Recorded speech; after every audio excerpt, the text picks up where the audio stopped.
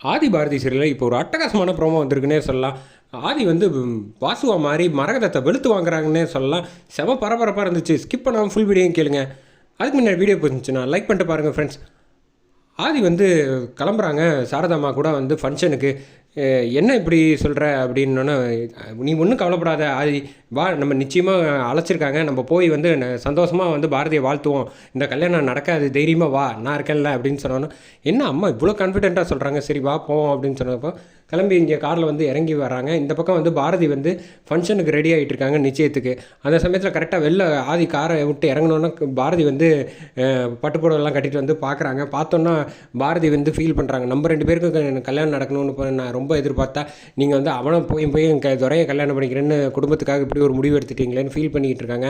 சரி ஆதி வா உள்ளே போகலாம் அப்படின்னு சொல்லிட்டு உள்ளே அழைச்சிட்டு வராங்க. அழைச்சிட்டு வந்ததுக்கப்புறமேட்டுக்கு பாரதி அதில் உட்கார வச்சுட்டு நலங்கு ஃபங்க்ஷன் வந்து நடத்துகிறாங்க. ஆதி வந்து நலங்கு வந்து சந்திரன் வந்து பாரதி கழுத்தில் கன்னத்தில் வந்து தடவி வைக்கிறாங்க. தடவி வச்சுட்டு ஃபீல் பண்ணிகிட்டு இருக்காங்க. 2 பேரும் கண்ணிலேருந்து பாரதி வந்து லைட்டாக ஃபீல் பண்ணி அழுகுறாங்க. இதை பார்த்த மரகதம் வந்து இவங்க 2 பேரையும் பார்க்க விடாது நல்லதுக்கு இல்லை அப்படின்னு சொல்லிட்டு, பாரதி நீ வந்து நலங்கு வச்சாச்சுல, நீ போய் கொஞ்சம் உள்ளே இரு அப்படின்னு சொன்னாலும் உள்ளே போயிடுறாங்க. அந்த சமயத்தில் தான் லதா வந்து பாரதி கிட்ட வந்து தனியாக பேச ஆரம்பிக்கிறாங்க. பாரதி நீ பண்ணிகிட்டு இருக்கிறது வந்து கொஞ்சமாவது ஒரு மனசாட்சியோடு இருக்கான்னு பாரு. ஆதி வந்து எவ்வளோ வருத்தப்பட்டுக்கிட்டு இருக்கான். நீ வந்து இந்த கல்யாணத்தை வந்து துறையை கல்யாணம் பண்ணிக்க போகிறதுல நீ உனக்கு சந்தோஷமாவா இருக்குது அப்படின்னு சொன்னோன்னே, இல்லை அதெல்லாம் ஒன்றும் இல்லை அப்படின்னு சொன்னோன்னே, அதான் மூஞ்சிலேயே தெரியுது, உன்னோட சேர்ந்து என்னாலையும் எதுவுமே செய்ய முடியாத லெவலுக்கு பண்ணி வச்சுருக்க. ஏதோ ஃப்ரெண்டுங்கிறனால நீ பண்ணுறதெல்லாம் பொறுத்துக்கிட்டு பல்ல கடிச்சிக்கிட்டு இருக்கேன் தவிர, இல்லைன்னா நான் பக்கத்துலேயே இருக்க மாட்டேன் தெரியுமா. எவ்வளோ கடுப்பாக இருக்குது தெரியுமா. ஆதி வந்து கல்யாணம் பண்ணுறத விட்டுட்டு இவனை போய் பண்ணிக்கிட்டு இருக்க அப்படின்னு, நீ பேசாத இதை பற்றி அப்படின்னோன்னே, இப்படி அழுதுகிட்டே இருந்தால் போருமா, நான் வந்து என்ன உனக்காக வந்து பேசுகிறேன் உங்கள் குடும்பத்துக்கிட்ட அப்படின்னோன்னா, அதெல்லாம் அந்த மாதிரிலாம் எதுவும் செஞ்சு வச்சிடாத, பெரிய பிரச்சனையாகி போயிடும் அப்படிங்கிறாங்க. பிரச்சனை வந்தால் தான் ஒரு விஷயத்துக்கு சொல்யூஷன் கிடைக்குன்னா அதை பிரச்சனையை செஞ்சு தான் பார்க்கணும் அப்படின்னு சொன்னோன்னா, நீ பேசாமல் இரு அப்படின்னு சொன்னதுக்கப்புறம் ஆதியிலேருந்து எல்லோரும் சாப்பிட வெயிட் பண்ணிகிட்டு இருக்காங்க. மரகதம் வந்து போய் சாப்பாடெல்லாம் வைங்க அப்படின்னு சொன்னோன்னே, சாப்பாடு வைக்கிறதுக்கு வந்து ஆதியும் சாரதாமாவும் உட்காந்துருக்காங்க. பாரதி வந்து சாப்பாடு வைக்கலான்னு போகிறாங்க. ஆதியை பார்த்தோன்னா வந்து மனசு கேட்க முடியாமல் கண் கலங்கிட்டு அங்கேயே வந்து லதா கிட்ட சாப்பாடை கொடுத்துட்டு அங்கேருந்து ஓடி வந்துடுறாங்க. என்னை மன்னிச்சிருங்க ஆதி, உங்கள் முகத்தை பார்த்து உங்களுக்கு சாப்பாடு வந்து பரிமாறுற அளவுக்கு வந்து என் மனசு தைரியமாக இல்லை, என்னால் அழுகையை கண்ட்ரோல் பண்ண முடியல, அதனால தான் நான் ஓடி வந்துட்டேன், என்னை வந்து தப்பாக நினச்சிக்காதீங்க, நீங்கள் தப்பாக நினைக்க மாட்டீங்கன்னு தெரியும், பட் இருந்தாலும் இந்த ஜென்மத்தில் நம்ம சேர முடியாதுன்னு விதி இருந்தால் அதை யாரால் மாற்ற முடியும் அப்படின்னு சொல்லிட்டு, வாசு தயவு செஞ்சு நீ தான் வந்து இந்த கல்யாணத்தை எப்படியாவது நிப்பாட்டணும்னு வந்து வாசு ஃபோட்டோ முன்னாடி வந்து ஃபீல் பண்ணிக்கிட்டு இருக்காங்க நம்ம பாரதி.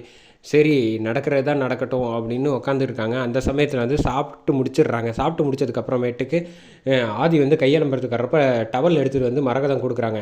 டவல் எடுத்து கொடுத்ததுக்கப்புறம் தம்பின்னு மரகதம் வந்து மிரட்டலாம் அப்படின்னு வாசு இந்தமாதிரி வராத வீட்டுக்குன்னு சொல்லலான்ட்டு வராங்க.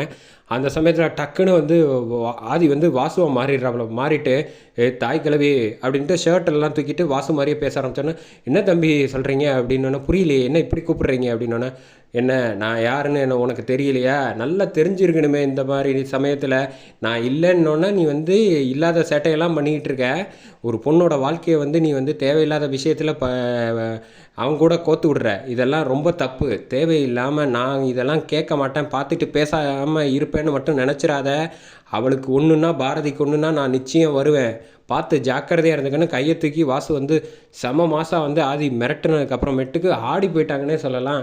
என்ன பண்ணுறதுன்னு தெரியாமல் முழிச்சிட்டு பார்த்து ஜாக்கிரதையாக இருந்துக்க அப்படின்னோன்னா டக்குன்னு ஒரு செகண்ட் வந்து ஆதி மாறிடுறாங்க. என்ன தம்பி பேசிட்டீங்க, நான் எதுவும் பேசலையே, நான் கேஷுவலாக தானே இருக்கேன், சரி நான் கையில் போய் டவல் தொடச்சிட்டு கிளம்புறேன்ட்டு போயிடுறாங்க. அப்போ தான் வந்து ஒரு செகண்ட் புரிய ஆரம்பிக்குது, ஐயோ வாசு வந்து நம்மளை கல்யாணம் பண்ணக்கூடாது, வச்சா உண்டு இல்லைன்னு பண்ணிடுவான்னு சொல்கிறோன்னா மரகதை பயந்துட்டு கல்யாணத்தை நிப்பாட்டுறது இல்லாமா அப்படின்னு யோசிக்கிறாங்க. அதோட இந்த ப்ரோமோ சூப்பராக முடிச்சிருக்காங்க.